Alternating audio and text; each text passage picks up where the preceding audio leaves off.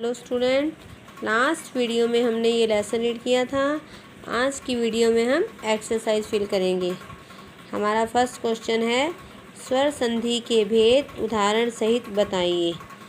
स्वर संधि कितने भेद होते हैं? 5 होते हैं। इसका आंसर आपको पेज नंबर 24 पर मिलेगा। ये देखो, ये हमारे स्वर संधि के दीर्घ संधि में राम प्लस अवतार, राम अवतार, ये एग्जाम्पल है इसके। गुण संधि, ये गुण संधि के एग्जाम्पल हैं। नर प्लस इंद्र, नरेंद्र, नर प्लस ईश, नरेश। वृद्धि संधि, ये आगे इसके एग्जाम्पल। 1 प्लस 1 एकक, मथा प्लस 1 के मताक्य। यण संधि, यदि प्लस अपि, यद्यपि, इति प्लस आदि, इत्यादि। और 5वीं हमारी है अयादि संधि। ने प्लस अन, नयन, नई प्लस अक, नायक। नेक्स्ट क्वेश्चन हमारा है, व्यंजन संधि किसे कहते हैं?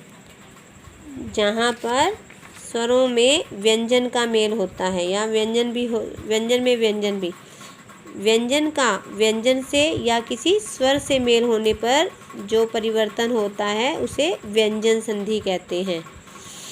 और व्यंजन संधि देखो, जैसे ये सत प्लस जन, सज्जन। त भी देखो व्यंजन है, ज भी। जगत प्लस ईश, देखो यहाँ पर त व्यंजन है, ई स्वर है। स्वरों में व्यंजन मिले या व्यंजन में व्यंजन, तब व्यंजन संधि होती है। नेक्स्ट क्वेश्चन हमारा है, संधि के कितने भेद हैं? संधि के 3 भेद हैं, स्वर संधि, व्यंजन संधि और गुण विसर्ग संधि। संधि किसे कहते हैं? अब हमारा क्वेश्चन है, संधि किसे कहते हैं? हमने फर्स्ट पेज पर ये किया था ना हमने, ये देखो यहाँ पर है। 2 वर्णों के परस्पर मेल से जो विकार, जो परिवर्तन होता है उसे संधि कहते हैं। ये एग्जाम्पल है, विद्या प्लस आल्य, विद्यालय, इति प्लस आदि, इत्यादि। ऐसे और भी एग्जाम्पल आप लिख सकते हो। अगला क्वेश्चन हमारा है, स्वर संधि व व्यंजन संधि में अंतर बताइए। स्वर संधि में स्वरों का मेल होता है और व्यंजन संधि में स्वर या व्यंजन या केवल व्यंजनों का मेल होता है। ये क्वेश्चन आपने ओनली लर्निंग में करने हैं, पढ़ने हैं, राइट नहीं करने। अब हमारा नेक्स्ट क्वेश्चन है, नीचे दिए शब्दों में संधि कीजिए और संधि का नाम भी बताइए। महा प्लस आत्मा, महात्मा। देखो, हा का आ, ये भी आ, दोनों स्वर हैं इसलिए स्वर संधि है।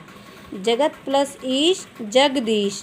त व्यंजन है, ई स्वर है, स्वर और व्यंजन का है इसलिए यहाँ पर व्यंजन संधि है। नदी प्लस ईश, नदी, नदी में ई हो गया, ये भी ई हो गया, दोनों स्वर आ गए इसलिए स्वर संधि।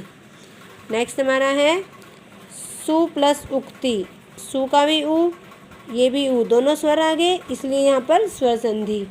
निह प्लस जन, निर्जन, ये विसर्ग है इसलिए यहाँ पर विसर्ग संधि है। हाशिए प्लस वाद, ये भी विसर्ग है इसलिए यहाँ पर विसर्ग संधि है। नेक्स्ट क्वेश्चन हमारा है, निम्नलिखित शब्दों का संधि विच्छेद कीजिए। रामावतार, राम प्लस अवतार। महेश्वर, महा प्लस ऐश्वर्य। पावक, पो प्लस अक।